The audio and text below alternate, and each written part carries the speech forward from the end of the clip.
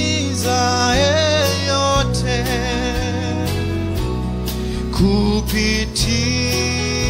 kupitia maisha yake. Sasa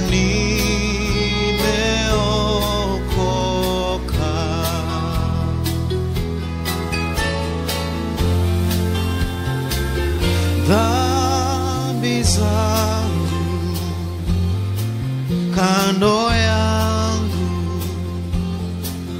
zilinivunja moyo, na nilitamani kitu bora, lakini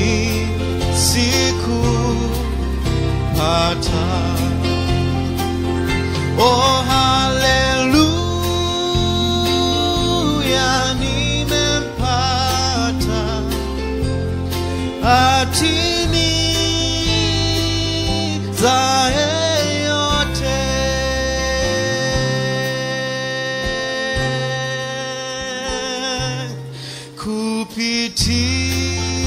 kupitia maisha yake.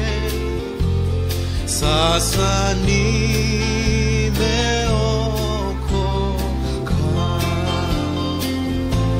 sasa nimeokoka,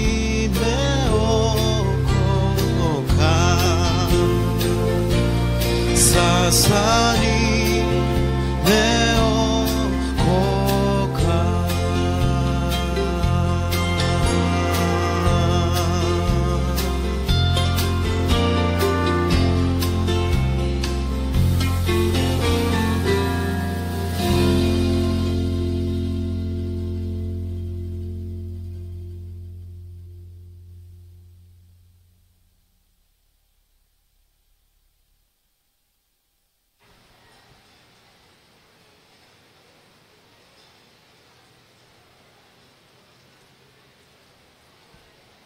Asante sana kaka Gideon kwa wimbo ambao umetupatia. Mwenyezi Mungu akubariki.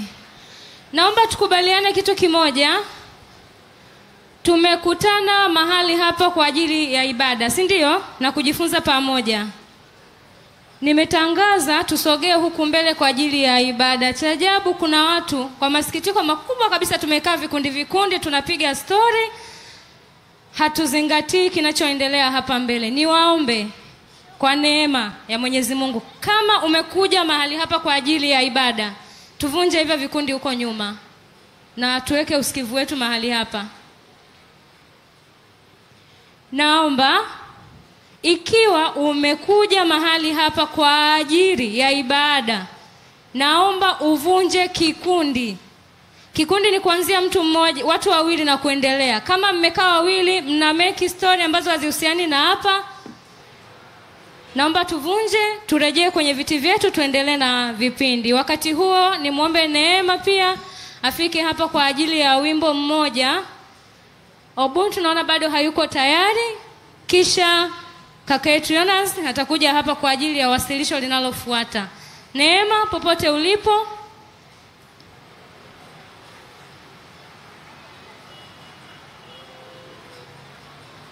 Neema, popote ulipo, punga mkono nikuone.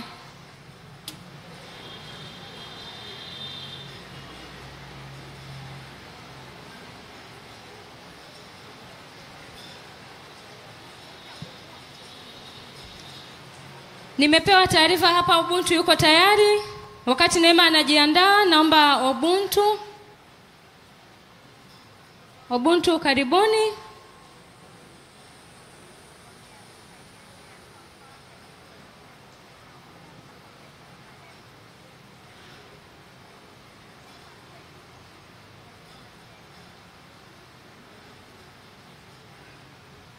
Baada ya Obuntu, Neema atatupatia wimbo mmoja, kisha tutaelekea kwenye wasilisho linalofuata.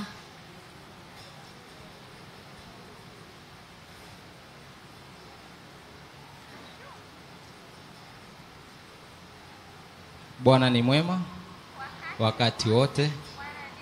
Nashukuru kukaa mbele zenu. Kwa majina naitwa Shukrani Nyamweru. ni miongoni mwa wahusika wa kampuni ya Ubuntu Catering. Niko mbele zenu kuwajulisha kwamba miongoni mwenu kuna mtu anatoa huduma nzuri ya chakula. Ukiwa unahitaji, karibu sana.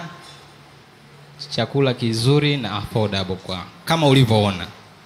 Mungu akubariki unapoendelea kubarikiwa na vipindi vinavyoendelea. Namba ya simu kama ukihitaji kuwasiliana na mimi, namba ya simu ni 0764 76 1943 0764 761943. Asanteni. 0764 761943. Asante.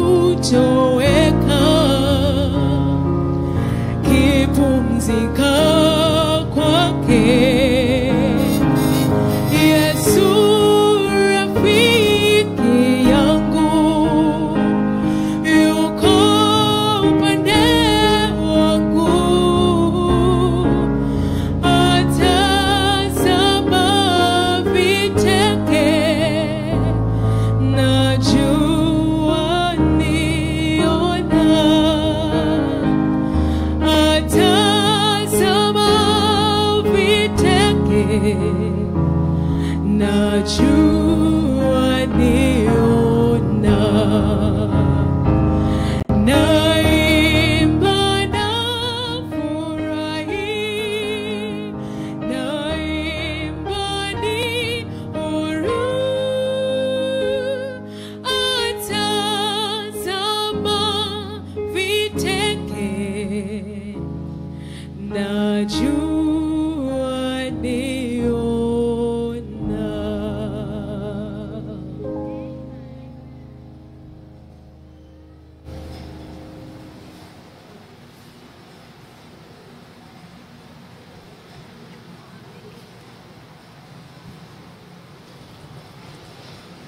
Barikiwa sana Neema kwa ujumbe mzuri.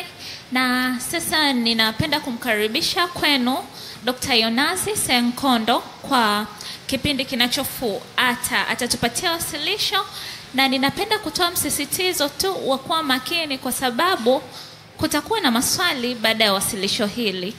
Na ukitokea ukajibu swali kwa ufasaha, basi kuna zawadi utaondoka nayo. Mdumu kuwepo mahali hapa na mzidi kubarikiwa. Karibu daktari.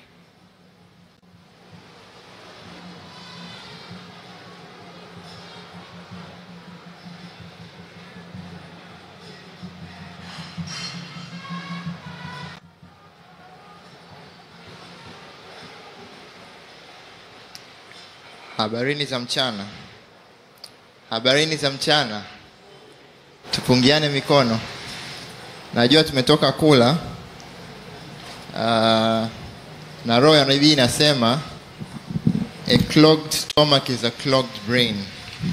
Tumbo lililoziba ni ubongo ulioziba. Sasa kama bongo zetu zimeziba, hatutaelewana. Kwa naomba tufanye zoezi moja hapa. Wote tusimame. Alafu ndani ya dakika moja salimia watu 5. Jitahidi kadri unavyoweza kuzunguka, lakini ndani ya dakika moja salimia angalau watu 5. Tuanze sasa. Tusimame.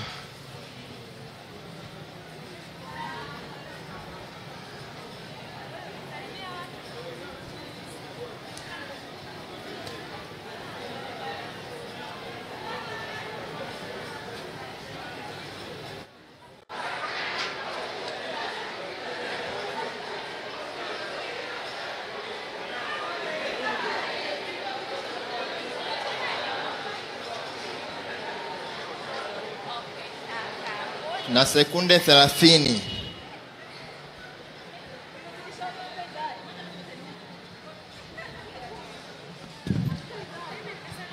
Haya. Amina. Bwana Yesu asifiwe. Amen. Kidogo tumechangamka, si ndio? Sawa. Sasa tunakwenda kuwa na wasilisho lingine kuhusu afya, lakini katika muktadha wa tofauti kidogo. Kwa hiyo kama una karatasi, kama una peni, kama una Biblia yako, ndio muda wa kutake notes. Na ombi langu ni moja tu, tuweze kwenda pamoja. Maana nikikuacha unaweza ukasema huyu mtu alikuwa anaongelea nini. Sawa? Nitaenda polepole, nina muda mchache na mambo mengi. Kwa hiyo nitajitahidi kwenda polepole, lakini hapo hapo kwenda haraka. Lakini tuwe pamoja. Sasa theme ni back to basics, freedom redefined.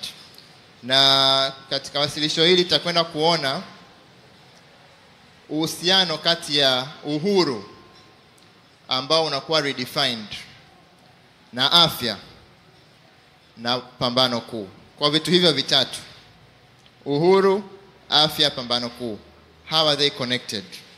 Na nitaanza kwanza katika muktadha wa pambano kuu, alafu tutakwenda kuona afya inaingiaje hapo, alafu mwishoni tunapataje uhuru. Wangapi tupo pamoja? Sawa. Sasa uhalisia wa maisha ya sasa ni kama ifuatavyo. Watu wana nyumba kubwa lakini wanaishi peke yao. Watu wana degree nyingi but less common sense.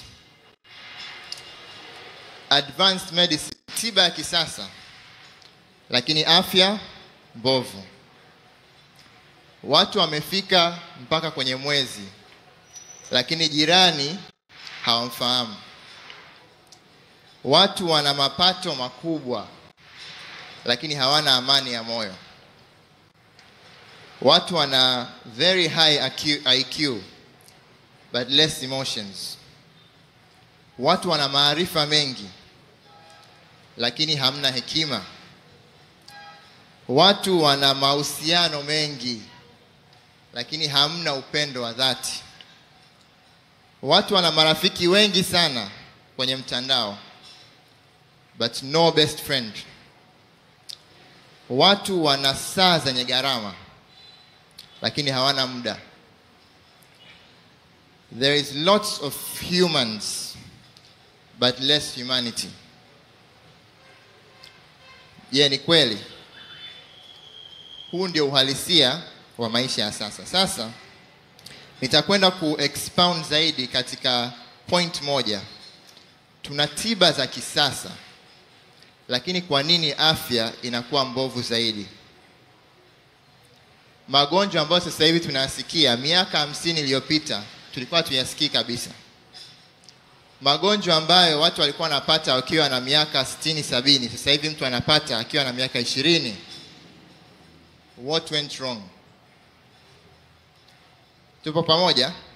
Sasa ninataka tuanze kufikiri. Nitawapa highlights ya tutakachokwenda kukiangalia kwa ufupi, halafu tutaenda deeper zaidi. Sijui kama slide inaonyesha kule, lakini uhalisia ni huu. Watu wanalishwa na viwanda vya chakula ambavyo havijali kabisa kuhusu afya, na watu wanatibiwa na viwanda vya afya visivyojali kabisa kuhusu chakula.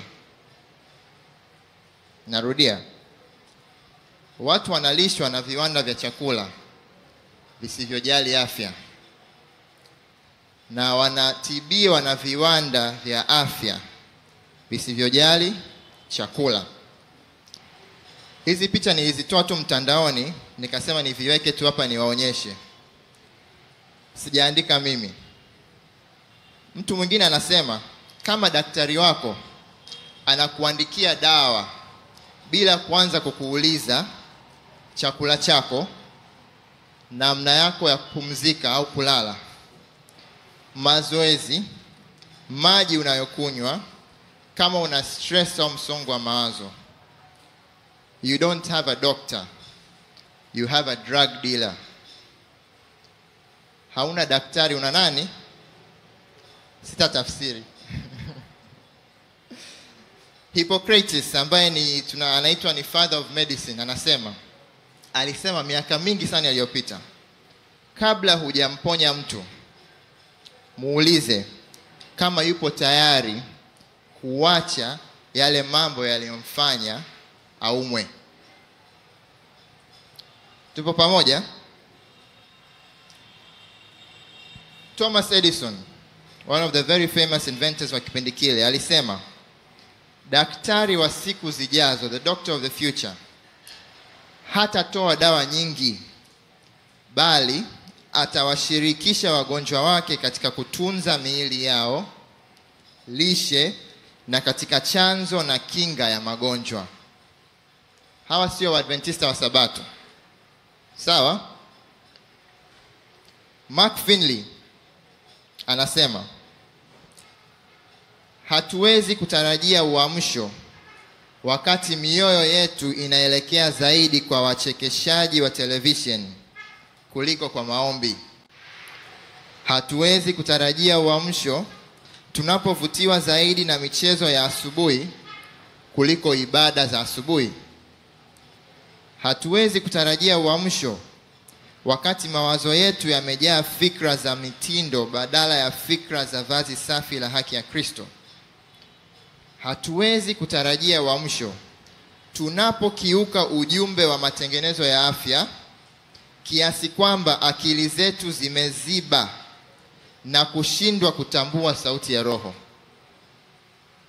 Unapokiuka kanuni za afya, akili yako inafanyaje? Inaziba. Hivyo unashindwa kutambua sauti ya Roho. Note that. Napoendelea, mtu fulani niliona pia alipost hii. Anasema you don't have insomnia, you're just poisoned with artificial light. Very interesting. Lakini mwishoni anasema kadri unavyoishi kwa ulinganifu zaidi na asili, ndivyo utakavyokuwa na afya bora zaidi. The closer you can live in alignment with nature, the healthier you will be. Kwa lile swali nilouliza mwanzoni, kwa nini tuna tiba za kisasa lakini afya zinazidi kuwa mbovu? We've misaligned with nature. tumepishana na nini? Na asili. Sasa tuombe. Let us pray. Father, I pray the prayer of Samson. Oh Lord God, remember me, I pray. Strengthen me, I pray, just this once, oh God. Speak through me, that someone here may be saved. In Jesus' name I pray, amen. Amen. Amina. Hivi mnanisikia? Mnanisikia kule nyuma? Okay, sawa. Sasa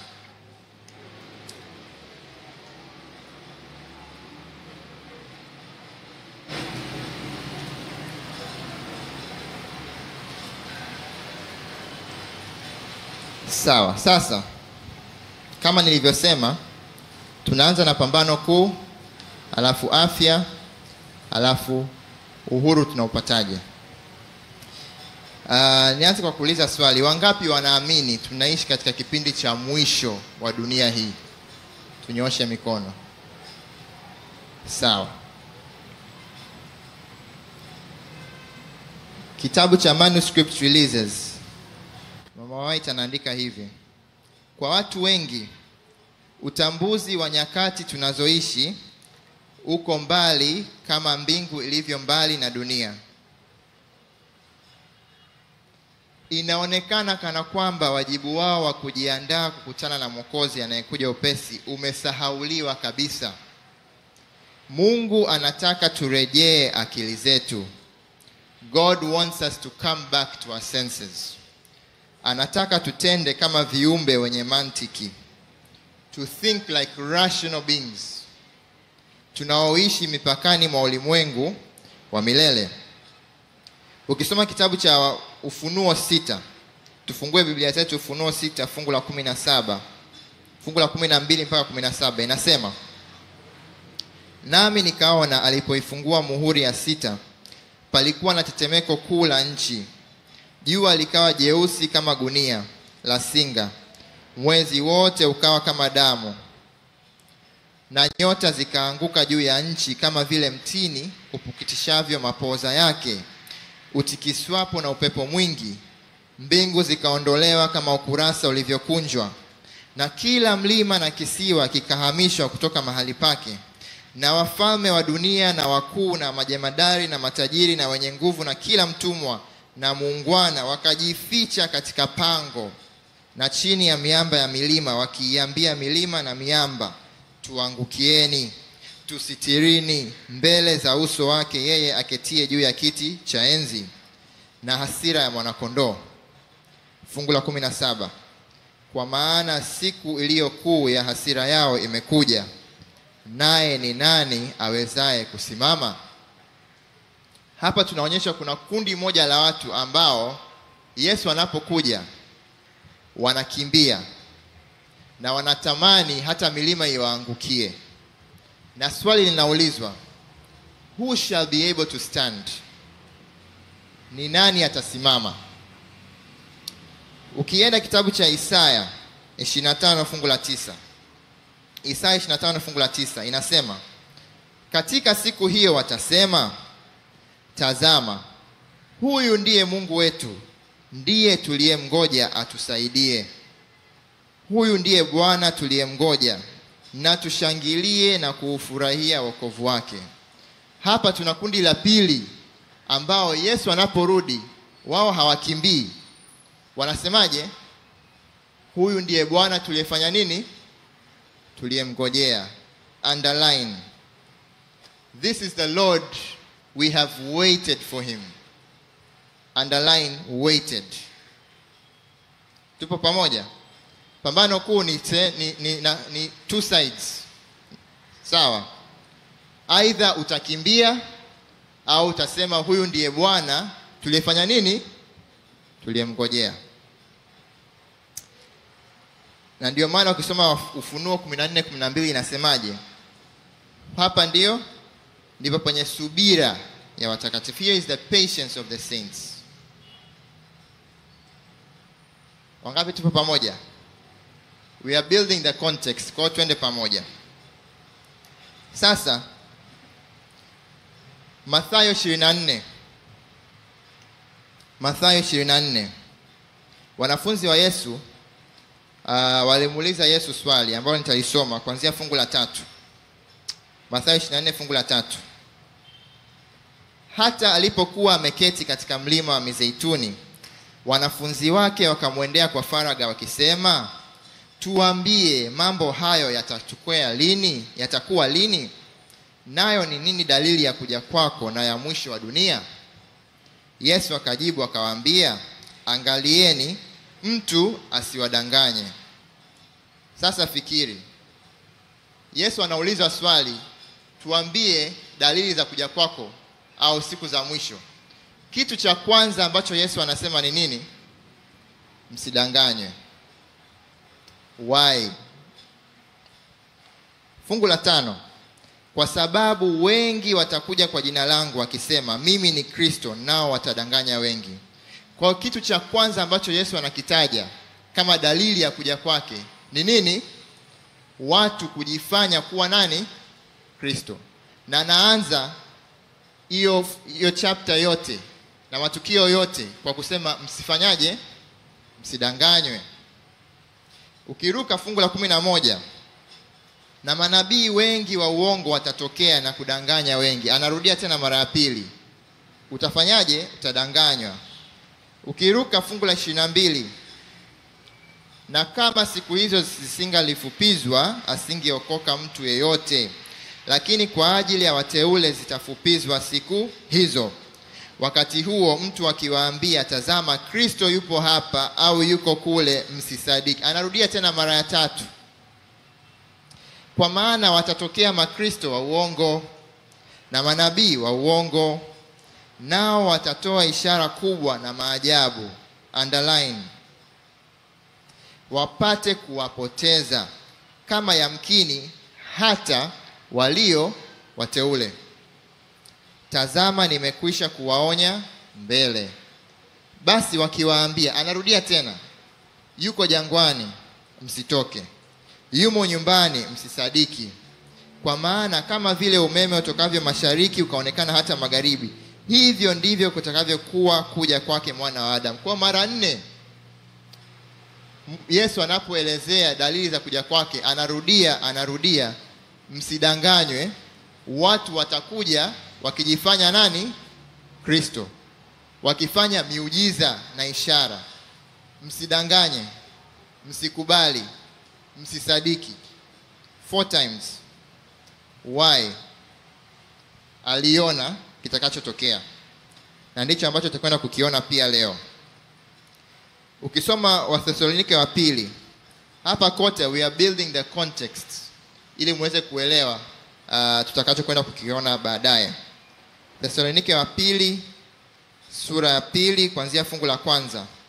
Paulo anaandika, basi ndugu, tunakusihini kwa habari ya kuja kwake Bwana wetu Yesu Kristo na kukusanyika kwetu mbele zake, kwamba msifadhaishwe upesi hata kuiacha nia yenu, wala msisitushwe kwa roho, wala kwa neno, wala kwa waraka unaodhaniwa kuwa ni wetu, kana kwamba siku ya Bwana imekwisha kuwapo.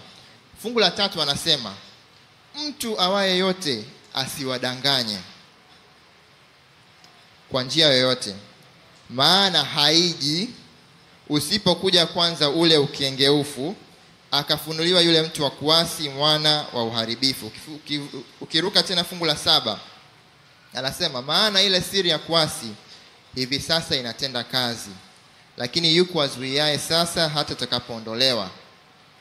Hapo ndipo atakapofunuliwa yule asi, ambaye Bwana Yesu atamuua kwa pumzi ya kinywa chake na kumwangamiza kwa ufunuo wa kuwapo kwake, yule ambaye kuja kwake ni kwa mfano wa kutenda kwake Shetani, kwa uwezo wote na ishara na ajabu za uongo, na katika madanganyo yote ya udhalimu kwa hao wanaopotea, kwa sababu hawakukubali kuipenda ile kweli. They received not the love of the truth, wapate kuokolewa. Kwa hiyo Mungu aweletea nguvu ya upotevu wa uamini uongo. Kwa hiyo Paulo anaandika hapa, huko mbele, katika kipindi chake anasema huko mbele utatokea udanganyifu mkubwa, ishara na miujiza itafanyika na huyu asi. Nyuma yake ni nani? Ni shetani. Na anasema with all power, yani na nguvu zote, ikimaanisha mpaka muda ule shetani alikuwa bado hafanyi kazi kwa nguvu zote. Na anasema wale ambao hawatapokea hawatakubali kuipenda ile kweli, Mungu atawaletea nguvu ya nini? Ya upotovu. Kwa hiyo haitatosha kujua ukweli, ni lazima ufanyaje? Upende ukweli. Kama hautaupenda ukweli, you will be deceived, whether unajua au haujui. Tupo pamoja? We are still building the context. Ufunuo 16. Ufunuo 16. I hope you are not sleeping. I hope you are not sleeping. Maana huko mbele nitakupoteza. Ufunuo 16. Fungu la 13. Biblia inasema, nikaona roho tatu za uchafu zilizofanana na vyura zikitoka katika kinywa cha yule joka na katika kinywa cha yule mnyama na katika kinywa cha yule nabii wa uongo. Hizo ndizo roho za mashetani zifanyazo ishara zitokazo na kuwaendea wafalme wa ulimwengu wote, kuwakusanya kwa vita ya siku ile kuu ya Mungu Mwenyezi. Sasa swali, kwa nini Yohana anasema hizi roho zina mfanano wa vyura? Where in the Bible are frogs mentioned? Wapi? Ukienda kitabu cha nini? Cha Kutoka, si ndio? Kwenye yale mapigo ya Misri. What happened? Musa alifanya muujiza. Mungu alifanya muujiza kupitia Musa, si ndio? Alitupa fimbo ikawa nyoka. Wale waganga wa Misri na wao wakafanya mfano wa hayo. Ukisoma Biblia inasema wakafanya mfano wa hayo. Wakatupa fimbo ikawa nyoka, si ndio? Halafu Mungu tena kupitia Musa akabadilisha maji kuwa nini? Damu. Biblia inasema hao waganga pia wakafanya mfano wa hayo, wakabadilisha maji kuwa damu. Pigo linalofuata, Mungu kupitia Musa akaleta nini? Vyura. Biblia inasema waganga nao wakafanya mfano wa hayo, wakaleta vyura. Pigo linalofuata, Mungu kupitia Musa akaleta chawa. Biblia sasa inasema waganga nao wakajaribu kufanya mfanano wa hayo, wasiweze. Kwa hiyo huu mfano wa muujiza wa vyura ulikuwa ni the last counterfeit miracle. Yaani ulikuwa ni muujiza, mfano wa muujiza wa mwisho walioweza kufanya. Are we all together? Twende pamoja. Katika kisa cha wanawali 10, Biblia inasema wote walilala, si ndio? Wale wenye hekima na wale the wise and the foolish, they all slept. They all slept. Tupo pamoja? Yaani watakatifu na wote walilala. Halafu something happened kilichowaamsha wote. Na waliamka wakati gani? Biblia inasema midnight. Yaani muda wa midnight is the darkest hour of the night. Si ndio? At midnight they woke up. Something woke them up. Na walipoamka bwana harusi alikuwa anarudi. Sasa tutakwenda kuona kabla Yesu hajarudi, there is something else that must happen, ambacho both the wise and the foolish will be caught off guard. Bwana Yesu asifiwe. Danieli 12 fungu la kwanza inasema Mikaeli akasimama. Si ndio? Na tukisoma kitabu cha Danieli na huu nabii inatuambia kwamba Mikaeli ambaye ni Yesu akisimama amemaliza kazi yake ya ukuhani kule juu, hekalu la mbinguni. Kwa hiyo kinachofuata ni nini? Anashuka chini, ameshamaliza hukumu, anashuka chini to give the rewards. Na ukisoma fungu la pili inasema wafu watafufuliwa. Kwa hiyo Danieli 12 inaanza kwa kusema Mikaeli anasimama, na maanisha anakaribia kurudi, alafu wafu wanafufuliwa. Sasa something happened kilichomfanya Mikaeli aseme it is enough, nitasimama.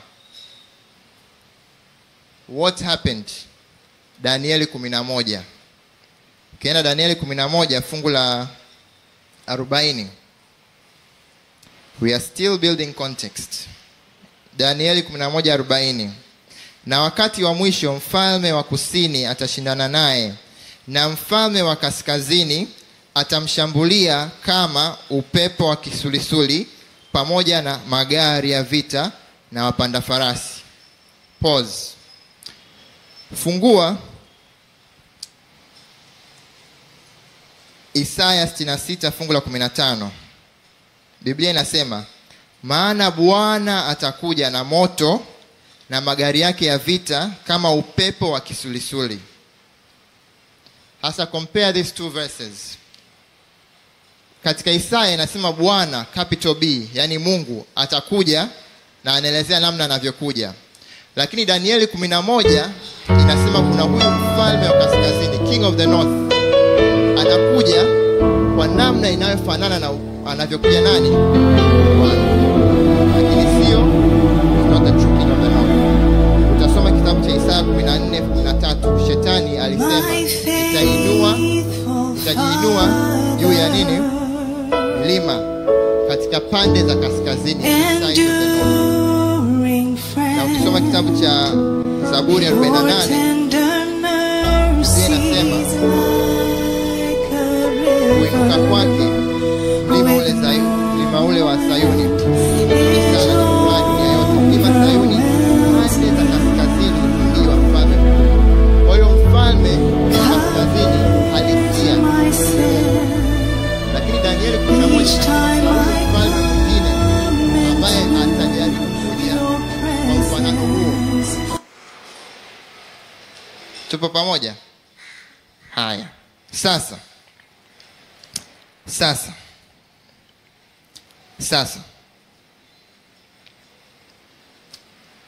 ujumbe ni huu. Satan will impersonate Christ. Yaani shetani atakuja dunia hii kwa mfanano wa Kristo. Ninarudia tena, kama ulikuwa hujui ufahamu, na unabii umesema hivi.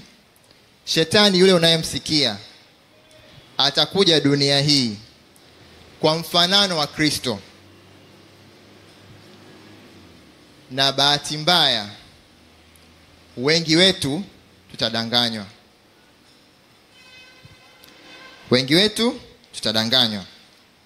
Kitabu cha Pambano Kuu 6:24 inasema, kama tendo la mwisho katika mchezo mkuu wa udanganyifu, as the crowning act of deception, shetani mwenyewe atajifanya kuwa Kristo. Kanisa limekuwa likijiandaa kutarajia kuja kwa Mwokozi kama kutimia kwa matumaini yao, si ndio? Sasa mdanganyifu mkuu atafanya ionekane kwamba Kristo amekuja. Huu sio, it is not symbolic. Na wakati wote it is literal. Shiriki pamoja na ninyi leo kwa wimbo mmoja kwa wakati huu. Karibuni tubarikiwe pamoja. Atadhihirisha miongoni mwa watu mwenye mwangaza kufananishwa na maelezo ya mwana wa Mungu katika Ufunuo. Utukufu unaomzunguka hauwezi kulinganishwa na chochote ambacho macho ya mwanadamu amewahi kuona. Sherehe ya ushindi itasikika angani.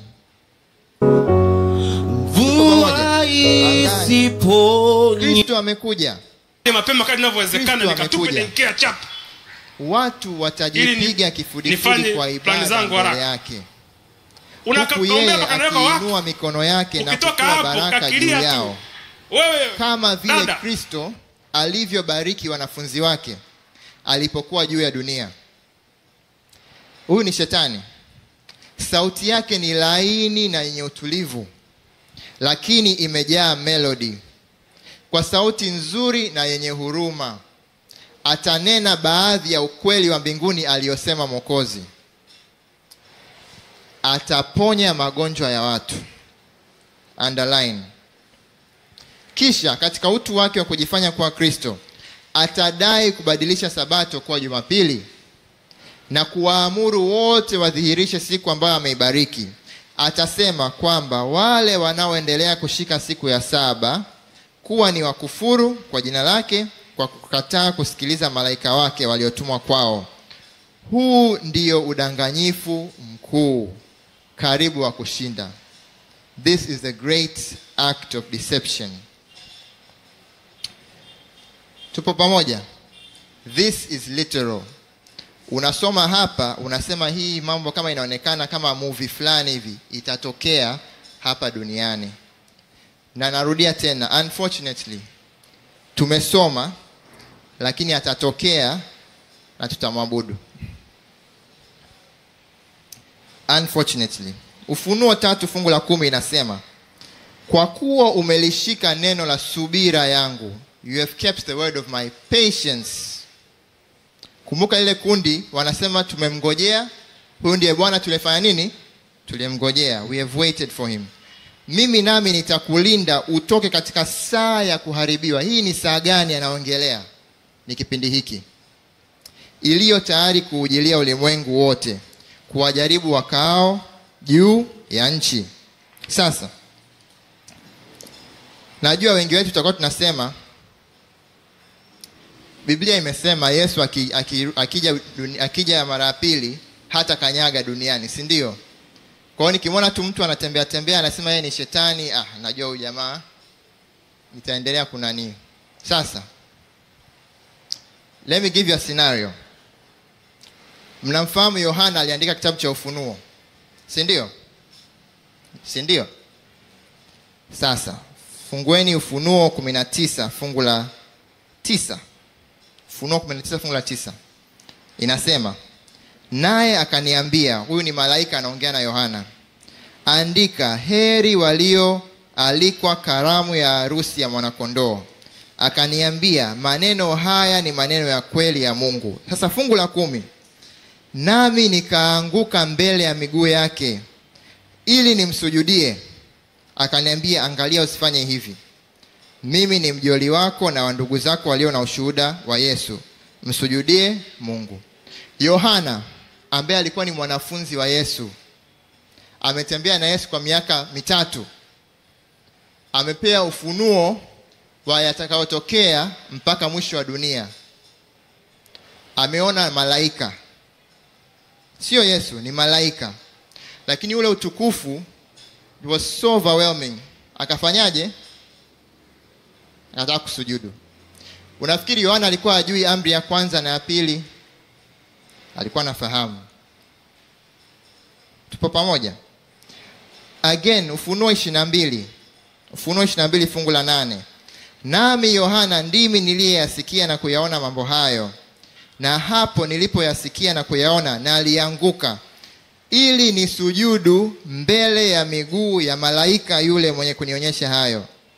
Mara ya pili, huyu Yohana, mwanafunzi wa Yesu, aliyepewa ufunuo watakayotokea, anayejua amri 10 za Mungu, anamwona malaika. It is so overwhelming. Ule utukufu ni mkubwa sana, anashindwa kujizuia, anasujudu. Sasa kama unafikiri ukimwona tu kwamba amegusa dunia, sitamsujudu, it is not that simple. It is not that simple. Na ndio maana Pambano Kuu inasema hii itakuwa ni karibu ya kushinda. It will be so overwhelming. Almost dunia nzima itaenda. As for you to stand out, You have to do something extra. Sasa kingine, unajua hivi na muda gani sasa hivi? Okay. Unajua kwamba katika madhehebu mengine wanaamini katika the rapture, kunyakuliwa, si ndio? Yaani huko siku za mwisho watakatifu watanyakuliwa, wataenda mbinguni. Alafu kutakuwa na miaka kadhaa hapa katikati, alafu ndo Yesu anarudi. Na wanatumia mafungo ambayo Yesu mwenyewe alisema, wawili watakuwa shambani, mmoja atanyakuliwa, sio wawili watakuwa kwenye kitanda, kama mmewahi kuyasoma. Sisi hatuamini hiyo. Lakini we have our own version of the rapture. Na hii inaitwa amri ya Jumapili. Yaani hiyo ni version ya Wasabato ya yale mafundisho ya kunyakuliwa. Kwamba sasa hivi nasubiria, nikisikia tu vuguvugu la amri ya Jumapili ndio nitaanza kuwa serious. Sasa hivi bado. Nikishaona watu wanaanza Marekani kule wanaanza kukaa vikao bunge nini, sasa naona panakaribia nianze sasa kuwa serious. Nakuja kanisani, Mungu atukuzwe, si ndio? We think that's how it's going to pan out. But that is not true. Kumbuka wanawali 10 walivyoamka tu Yesu amerudi. Shetani kuja kwa mfano wa Kristo itatokea kabla Yesu hajarudi. Kwa kama unasubiria amri ya Jumapili uanze kujiandaa, you will be too late. You will be too late. Kingine, ukisoma kitabu cha Ufunuo 13, najaribu kwenda haraka kidogo lakini I hope tupo pamoja. Ufunuo 13. Kisha nikaona mnyama mwingine, fungu la 11. Nikaona mnyama mwingine akipanda juu kutoka katika nchi, naye alikuwa na pembe 2 mfano wa mwana kondoo, akanena kama joka. Naye atumia uwezo wote wa mnyama yule wa kwanza mbele yake, naye aifanya dunia na wote wakao ndani yake wamsujudie. Wote. Mnyama wa kwanza ambaye jeraha lake la mauti lilipona. Think. Inasema that his deadly wound was healed. Nimalizie kusoma. Naye afanya ishara kubwa, hata kufanya moto kushuka kutoka mbinguni uje juu ya nchi mbele ya wanadamu. Naye awakosesha wale wakao juu ya nchi kwa ishara zile alizopewa kuzifanya mbele ya huyo mnyama. Kwa hiyo anatumia ishara kudanganya. Anatumia nini? Ishara. Na it's interesting, ukisoma fungu la 3 Ufunuo 13 inasema, nikaona kimoja cha vichwa vyake kana kwamba kimetiwa jeraha la mauti, na pigo lake la mauti likapona. Dunia yote ikamstaajamia mnyama yule. Yaani ishara kubwa ambayo ilifanya dunia yote imstaajabu huyu mnyama, alikuwa na jeraha likapona. Yaani alikuwa na jeraha likapona. Kwa hiyo ilikuwa ni muujiza wa uponyaji. Muujiza wa nini? Muujiza wa nini? Wa uponyaji. Uliofanya dunia yote wakastaajabu. Twende pamoja. Biblia inasema Yesu atakapokuja mara ya pili, wafu watafufuliwa. Shetani atakapokuja kwa mfano wa Kristo, naye pia ataleta mfano wa ufufuo. Kwa ukiachana na ile sijui unaona bibi yako, babu yako amefufuka, ukiachana na ile, utaona manabii wamefufuliwa. Musa atatokea atasema, mimi ndio nilisikia amri 10. Nyie wa Sabato mmekosea sehemu. Wewe utasemaje? Elia atafufuka. Tunasema it's an overwhelming delusion. Yaani itakuwa sio kitu cha kitoto. Dunia yote itaenda. It will be so powerful. Kama hujapokea ule upendo wa ukweli, you will be deceived. What will you do? Biblia pia inafundisha Yesu atakapokuja atawachukua watakatifu kwenda nao mbinguni. Halafu miaka 1000 watakuwa wanafanya hukumu kwa nani? Kwa waovu. Shetani atakapokuja kwa mfano wa Kristo, naye pia atasema, hukumu nawapatia watakatifu wangu. Haya, wahukumuni waovu. Hawa waovu ni nani? Unafikiri waovu watakuwa ni nani? Ambao hawasikii anayoyasema. Jamani, sabato ilibadilishwa kwenda Jumapili. Hawa ndio waovu. Jamani, watakatifu wangu, hukumuni. Biblia inasema Isaya 66, mwezi mpya hata mwezi mpya, sabato hata sabato, watu wote watakuja kufanya nini? Kusujudu mbele zangu. Hii itakuwa wapi? Mbinguni. Shetani atakapokuja kwa mfano wa Kristo, naye pia atasema, jamani, sabato ya Jumapili hata sabato, watu wote mje kunisujudu. Na ambao hawatakubali, jamani, toeni nini? Hukumu. That is how persecution is going to happen. Sasa utakuwa kundi gani? If you think kwamba nikimwona mtu anatembea tu duniani, huyu najua sio Yesu, be very careful. Yesu alimwambia Petro, utanikana. Petro akasemaje? Haiwezekani. Yaani mimi haiwezekani. Masaa machache tu baadaye akafanyaje? Baada ya kumkana ndipo akagundua, hivi nimefanya nini? When you are squeezed, when you are under pressure, the true nature reveals itself. Kama haukujiandaa, you will be deceived. Tunajiandaaje? Tunakwenda kuona hapo. Tunajiandaaje? Sasa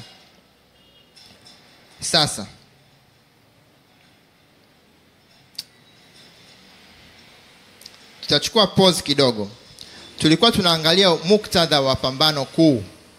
Sasa with all that information, naomba iweke sehemu moja ya ubongo wako, ipaka hapo. Alafu tuangalie sehemu ya pili ya afya inaingiaje hapa katika hili somo. Kitabu cha Ministry of Healing inasema, hatuwezi kukumbushwa mara nyingi vya kutosha kwamba afya haitegemei bahati, ni matokeo ya utii kwa sheria. Na inasema, chochote kinachoharibu afya si tu kwamba hupunguza nguvu za kimwili, bali pia hutenda kudhoofisha nguvu za kiakili na kimaadili. Mazoea yoyote yasiyofaa kiafya hufanya iwe vigumu kwa mtu kutofautisha kati ya mema na mabaya, na hivyo kuwa vigumu zaidi kupinga maovu. Hii inazidisha hatari ya kutofaulu na kushindwa. Tupo pamoja? Kwa unapokiuka kanuni za afya, haimaanishi tu utaumwa alafu itaishia hapo. You clog your brain. When you clog your brain, upambanuzi wako kati ya mema na mabaya unapungua. Uwezo wako wa kutambua sauti ya Roho wa Mungu inapungua. Sasa unafikiri hiki tulichokisoma, shetani kuja hapa duniani with all these deceptions, with that depressed sense or conscience, utatoboa? Sasa uhalisia wa sasa ni huu. Tunaishi, nasema it's a fast paced generation, a quick fix generation. Yani tunaishi katika kizazi ambacho kila kitu ni chap, si ndio? We want everything quick. Unatuma message hapo imeshaenda, unatuma email imeshafika, una live stream mtu kule ameshaona, si ndio? Unapanda mpaka sasa hivi tuna mwendo kasi. Tupo pamoja? Tunataka tufike haraka. Dodoma sijui ilikuwa masaa 6, sijui sasa hivi ni masaa mangapi SGR umefika, si ndio? Unataka kula, lakini sasa kuanza kupika masaa mangapi? Unaenda tu supermarket, unanunua kicontainer, unaweka kwenye microwave, unapasha dakika 2, una chakula full. kuna migahawa inaitwa fast food, tena inashindana uharaka wa kutoa huduma, si ndio? Yaani unaenda sehemu unanunua tu chakula, ndani ya dakika 5 umeweka order, umeshapata kuku wako. Hujiulizi huyu kuku wa dakika 5 amekaa muda gani huku? Ameandaliwa saa ngapi? Amepikwa saa ngapi? Ameungwa saa ngapi? Ila ndani ya dakika 5 unapewa kuku wako, unaondoka. Makampuni sasa hivi yanashindana kutoa huduma kwa haraka, hata za simu. Wewe una 3G, sisi tuna 4G. 4G, una 5G. Kwa hiyo piga picha, yani mtu anazaliwa katika kipindi ambacho kila kitu ni quickly, hapo hapo. Sasa, what about with treatment? Unapoumwa, what do you expect this person atafanya? Kama akitaka kusafiri anafika, akitaka kutuma message amefika, akitaka sifanye akiumwa quick fix, si ndio? Sawa. Sasa let's pray. Baba, nakuomba uendelee kuongea na watu wako katika jina la Yesu, amina. Ministry of Healing inasema desturi ambayo inajenga msingi wa magonjwa mengi na maovu makubwa zaidi ni matumizi ya dawa zenye sumu bila utaratibu, the free use of poisonous drugs. Wanaposhambuliwa na magonjwa, wengi hawachukui nafasi ya kutafuta chanzo cha ugonjwa wao. Kweli uongo? Wasiwasi wao mkuu ni kuondokana na maumivu na usumbufu. Kwa unaumwa kichwa, hujiulizi kwa nini? Panado. Hujanywa maji ya kutosha, hujapumzika, umetumia simu muda mrefu, hujiulizi ni Panado. Yaani kweli uongo? Hivyo wanageukia dawa za kibiashara ambazo sifa zao halisi hawajui, au wanakwenda kwa daktari kutafuta tiba ya kupinga matokeo ya makosa yao, lakini bila wazo la kubadilisha desturi zao zisizo za kiafya. Ikiwa manufaa ya papo hapo hayapatikani, dawa nyingine inajaribiwa na kisha nyingine. Hivyo ndivyo uovu unavyoendelea. Yaani umekunywa Panadol kichwa bado, unakunywa Ibuprofen kichwa bado, unakunywa Tramadol kichwa bado. Nasema ni kawaida yangu. Sasa tunasema kwa sifa, ni kawaida yangu. Mimi Panadol hazinisaidigi. Mpaka ninywe. Uovu unaendelea. Anaendelea kusema, by the way, hii ni roho ya unabii. Ni maneno ya nani? Ya Mungu kupitia Mama White. Naendelea kusoma. Watu wanahitaji kufundishwa kuwa dawa haziponyi magonjwa. Narudia tena. Watu wanahitaji kufundishwa kuwa dawa haziponyi magonjwa. Ni kweli kwamba wakati mwingine hutoa nafuu ya muda na mgonjwa huonekana kupona kutokana na matumizi yake. Hii ni kwa sababu asili ina nguvu ya kutosha kutoa sumu na kurekebisha hali zilizokuwa chanzo cha ugonjwa. Afya inarejeshwa licha ya dawa. Lakini katika hali nyingi dawa hubadilisha tu umbo na mahali pa ugonjwa. Mara nyingi athari ya sumu inaonekana kushindwa kwa muda, lakini matokeo yanabaki katika mwili na hufanya madhara makubwa baadaye. Kwa kutumia dawa zenye sumu, wengi hujiletea magonjwa ya kudumu na maisha mengi yanapotea ambayo yangeweza kuokolewa kwa kutumia njia za asili za uponyaji. Na ndio maana utakuta kuna mtu ana kansa na saratani, akishaanza tu kimo ameenda.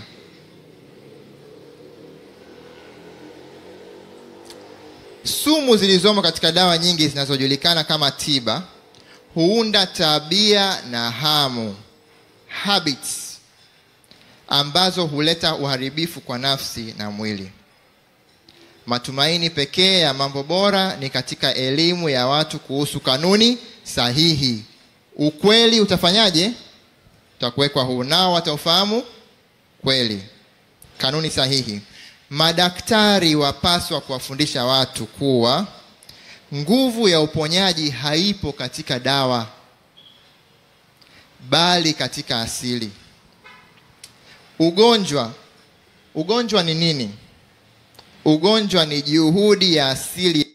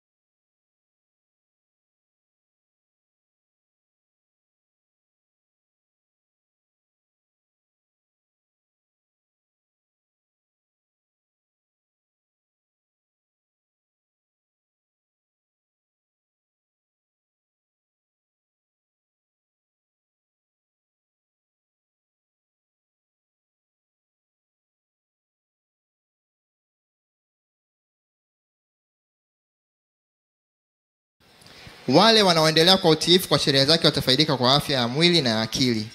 Ninapokwenda kumalizia, licha ya ujuzi na uaminifu wa daktari katika uzoefu wake, kuna mengi yanayoonekana kushindwa na kutatisha tamaa. Ingawa afya hurejeshwa kwa wagonjwa wake, yaweza kuwa haina manufaa halisi kwao wala kwa dunia. Wengi wanaopona hurudia desturi zao zilizowaletea ugonjwa. Nimewahi kuona wagonjwa wengi ambao yani anakuja na mafua na kikohozi, naambia hii it's viral, hauhitaji dawa yoyote, just kunywa maji ya kutosha, pumzika, kunywa matunda, utakuwa sawa. Kweli sihitaji yani hata dawa ya kikohozi, syrup ile cough syrup ambayo haifanyi chochote. Lakini tumeshajiwekea kwamba ni lazima nile kitu ndo niwe sawa. Roho ya nabii natuambia kinachokuponya sio ile dawa, ni nguvu ya asili. Hasa level ya ufanyaji kazi wa nguvu yako ya asili ya uponyaji inatofautiana. Sisemi wewe una kisukari acha kutumia dawa zote sasa hivi, utaanguka. Uwe na nini? Na hekima. Kama ambavyo ukamilifu, perfection is the destination, si ndio? Tunatakiwa tuwe wakamilifu hapa duniani. Lakini unawezaje kuwa mkamilifu? Utakuwa mkamilifu kesho? Hapana. It's a process. Utaanguka, utaamka tena, utaanguka, utaamka tena. Lakini with time, as you keep on practicing, katika muda fulani huko mbele utakuwa mkamilifu. Vivyo hivyo katika matengenezo ya afya, it's a process. Kama ulikuwa umezoea kutumia dawa na mwili wako umeshazoea kutumia dawa, nguvu ya asili ya uponyaji imepungua. Process. Sawa, tumia dawa, lakini anza kufanyia kazi kanuni za afya. Ile nguvu ya asili ianze kurudi katika hali yake. Ikisharudi katika hali yake, hautahitaji dawa. Bwana Yesu asifiwe. Sasa how do we tie all these things together? Nitasoma nukuu kadhaa hapa. Kumbuka sehemu ya kwanza tuliongelea pambano kuu kwamba shetani atakuja kwa mfano wa Kristo, si ndio? Alafu pili tukaona kwamba kuna namna ya tiba ambayo sio sahihi, quick fix. Lakini namna ya tiba ya Mungu ni ile ya asili ambayo inahitaji nini? Subira. Sasa Roho nabii nasema hivi, tunakaribia sana wakati ambapo shetani atafanya kazi kwa njia zote za uchawi,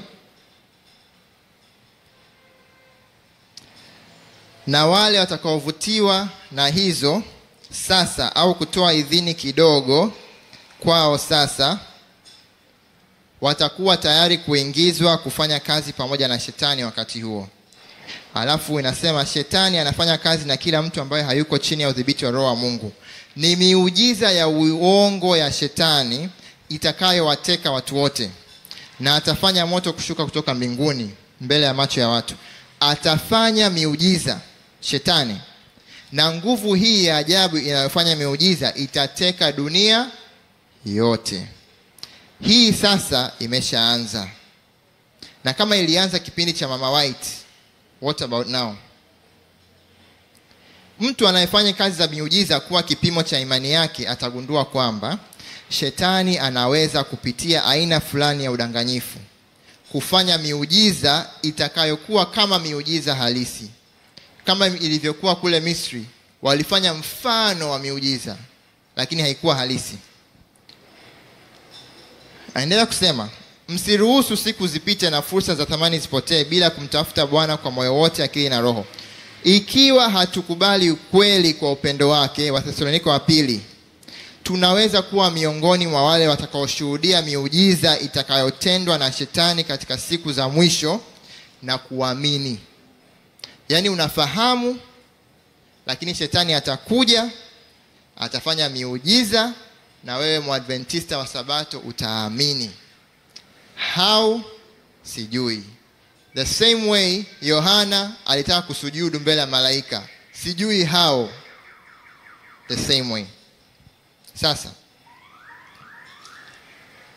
nimeamriwa kusema kwamba. Ameamriwa na nani? Na Mungu. Katika siku zijazo uangalifu mkubwa unahitajika. Ukiruka hapo anasema watu walioko chini ya ushawishi wa roho chafu watafanya miujiza. Watawafanya watu kuwa wagonjwa kwa kuwawekea uchawi, spells. Kisha wataondoa uchawi huo wakifanya wengine kusema kwamba wale waliokuwa wagonjwa wameponywa kwa miujiza. Kwa shetani anafanyaje miujiza ya kuponya? Anakupa ugonjwa alafu anauondoa. Amepona. Huyu mtu anaponya. Tupo pamoja? Hii shetani amekuwa akifanya tena na tena. Hatupaswi kudanganywa. Matukio ya kushangaza ambayo shetani atahusishwa nayo kwa karibu yatatokea hivi karibuni. Neno la Mungu linasema kwamba shetani atafanya miujiza. Atawafanya watu kuwa wagonjwa, kisha atavua ghafla nguvu zake za kishetani kutoka kwao, wataonekana kuwa wameponywa.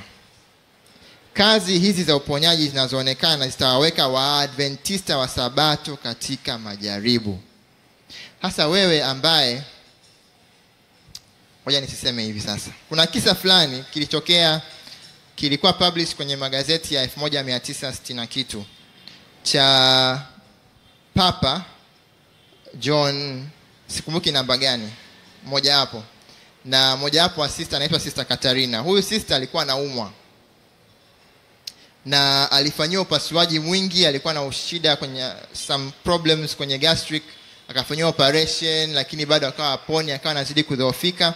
Kwa hiyo watu wote walikuwa wameshajiandaa kwamba huyu mtu anakwenda kufa. Sasa nitasoma hiki kisa. Inasema siku fulani jioni moja karibu saa 2:30 hivi, kuna sister alikuja akamhudumia, akakagua jeraha la huyo sister, akalisafisha, alafu akaondoka, akaenda kwenye misa. Sasa huyu sister ana narrate, anasema kilichotokea. Dakika 10 baadaye anasema Papa alijitokeza kwake, ambaye alikuwa amekufa. Alisema, nilikuwa peke yangu, ghafla nilihisi mkono ukitandikwa kwenye tumbo langu. Kando ya kitanda changu alikuwa Papa John. Nilimtazama uso wake ambao ulikuwa mzuri na ukiwa na tabasamu. Aliniambia, sasa usiogope. Kila kitu kimeisha. Upo sawa. Piga kengele na uwaitie dada kutoka kanisani. Huna homa. Utakula kawaida. Jeraha limefungwa. Daktari aendelee. Afanye maandishi yake. Fanya picha ya x-ray na kadhalika na kadhalika. Na daktari akaja, picha za x-ray zilichukuliwa, ile fistula aliyokuwa nao ilikuwa imekwisha, na akatokeza kutoka kitandani akaenda kula. Na kipindi hii imekuwa published, huyu sister alikuwa hai. Sasa wewe kama Mwadventista wa Sabato, mtu anakuja na kuambia, mimi nilikuwa nimeumwa, nimefanyiwa operation na jeraha hapa. Mtu fulani aliyekufa akanitokea, ameniponya. Sasa hivi unamuona kabisa hana jeraha. What do you say? Utamwambia nini? Amepona. Sasa once again, katika kipindi hiki cha mwisho, wakati shetani anafanya miujiza ya uponyaji, je, upo na mtoto wako pekee, upo na mke wako na mume wako, anaumwa kitandani, yupo karibia kufa. Umejaribu kila kitu, nothing is working. Marafiki zako wanakuja na kuambia, jamani, mimi nilikuwa na mtu fulani pia alikuwa anaumwa, nimempeleka kwa fulani, amepona. Na unajua kabisa huyu mtu alikuwa anaumwa na sasa hivi kweli amepona, anakuja anatembea. Will you be willing to wait through this phase?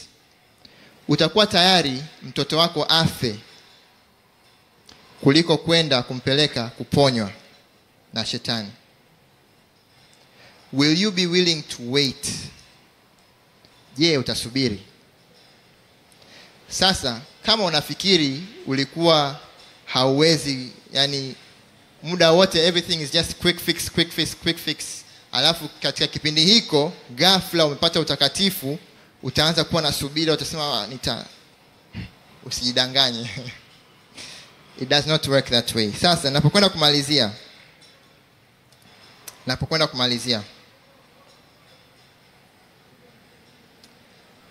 njia ambayo Kristo alifanya kazi ilikuwa ni kwa kuhubiri neno na kuondoa mateso kwa kazi za miujiza ya uponyaji. Yesu alikuwa anafundisha, anaponya.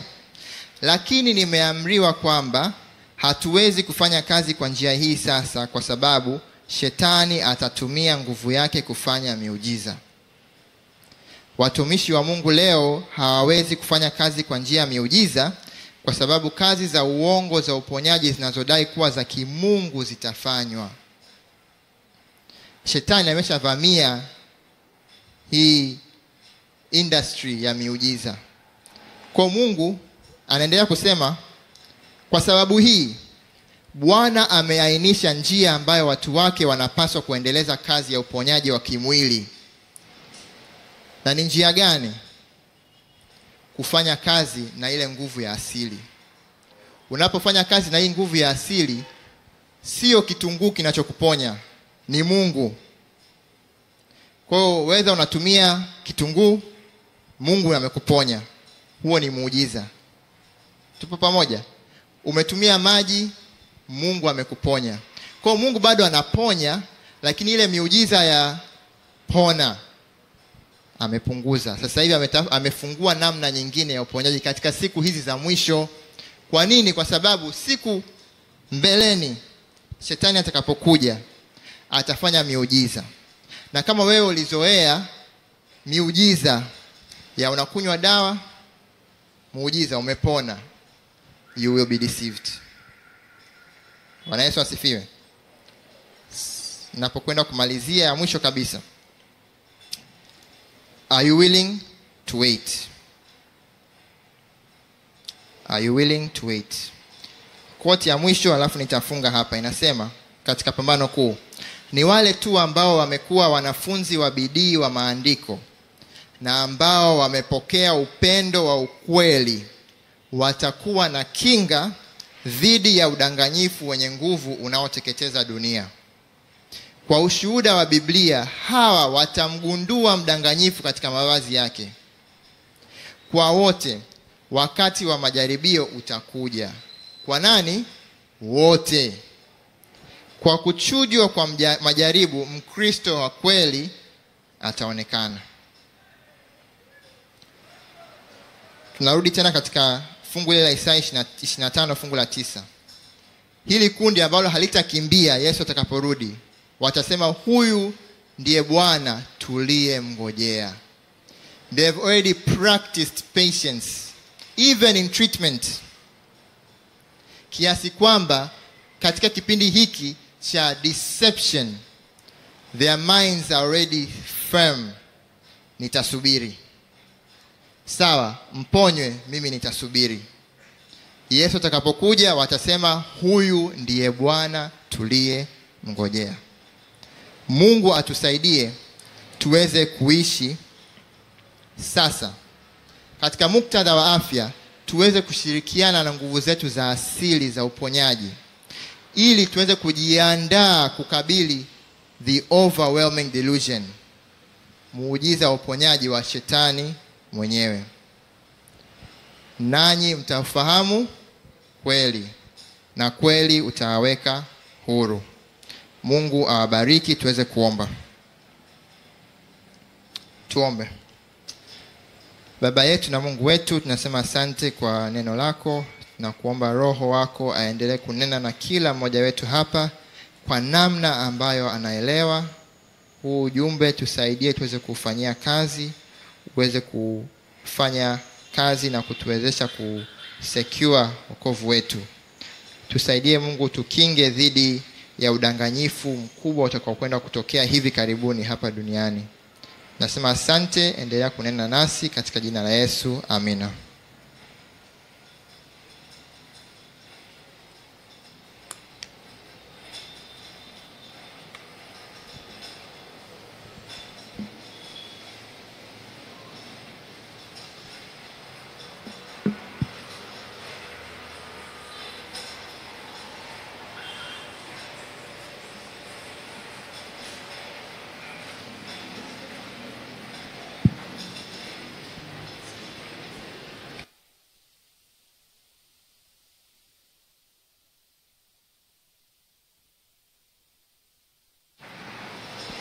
Asante sana kaka Yonas kwa somo zuri.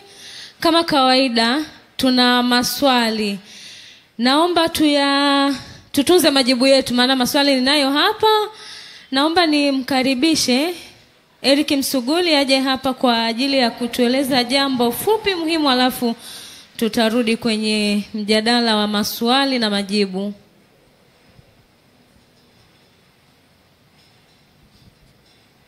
Bwana Yesu asifiwe. Bwana ni mwema wakati wote.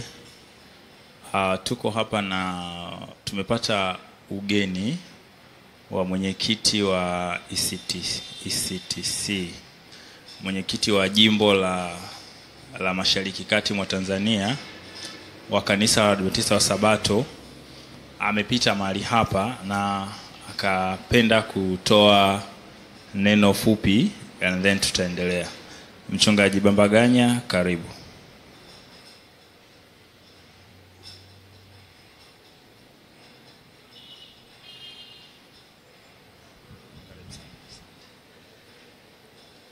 Wapendwa, Bwana Yesu asifiwe. Haleluya. Jamani, tusalimiane. Wengine ndio wanaona sura hii kwa mara ya kwanza, si kweli? Hebu ndio wanaona kwa mara ya kwanza, punga mkono. Mbona unafanya hivi? Fanya hivi basi nikuone, nijue kwamba nina wageni wangapi. Mbarikiwe. Wale ambao tulishaonana mahali pengine, ninamshukuru Mungu kwamba leo imetokea bahati ya kuwa hapa na kuwaona nyie. Mungu awabariki sana. Hii kitu nilikuwa sijui na nilikuwa sijawahi kuisikia. Arabasta. Lakini kaona back to basics. Hata rafiki yangu mzee wa kanisa Yonazi hajawahi kuniambia bwana. Tuna wote kule Masaki, hajawahi kuniambia. Yeah. Kumbe imeanza muda mrefu tangu 2010 na ngapi? 19, lakini mmeanza kufanya hivi 2022. Mungu awabariki. Kwa kweli nimeshindwa kujizuia pamoja na ratiba ngumu ya tangu asubuhi, tangu jana, tangu asubuhi.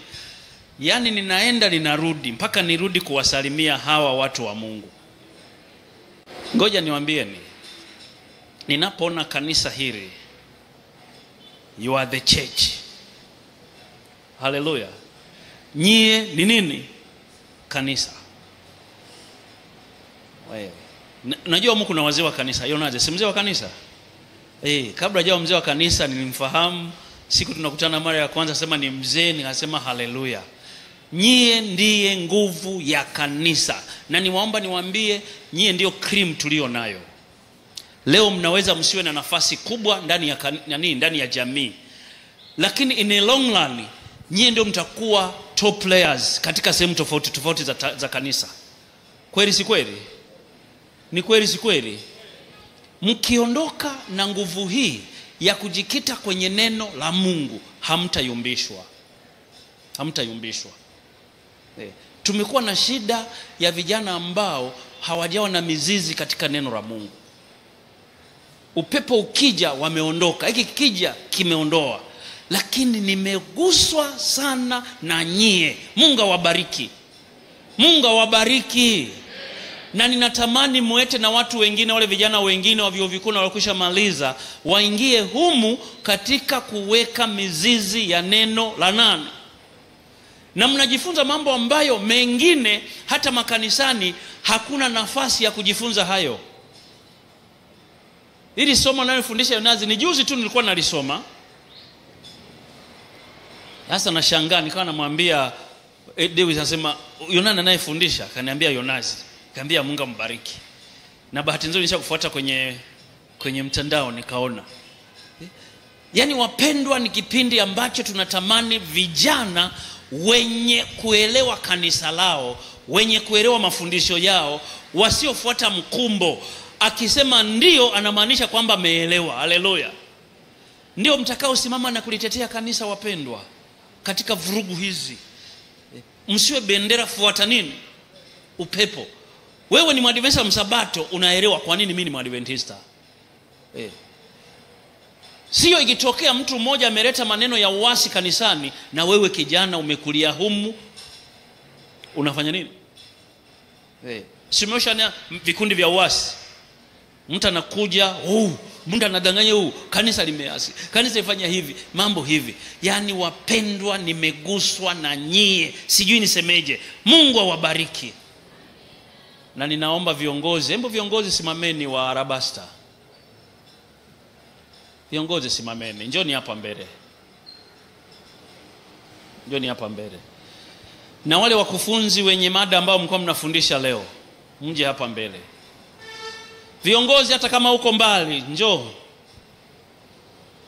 Na wakufunzi wale, kuna wengine wako wapi? Kiongozi hata kama alikuwa bado namalizia mambo fulani, njoo. Sijui ni nani aliyeanzisha njozi hii. Sijui ni wewe nani? Mliniashiati. Hii idara ya vijana mnayoiona ilianzishwa na vijana wawili ndani ya kanisa, wakainitiate. Tuko pamoja. Wazo likaja.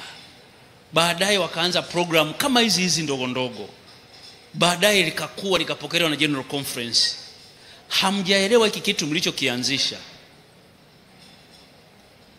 Hamjaelewa.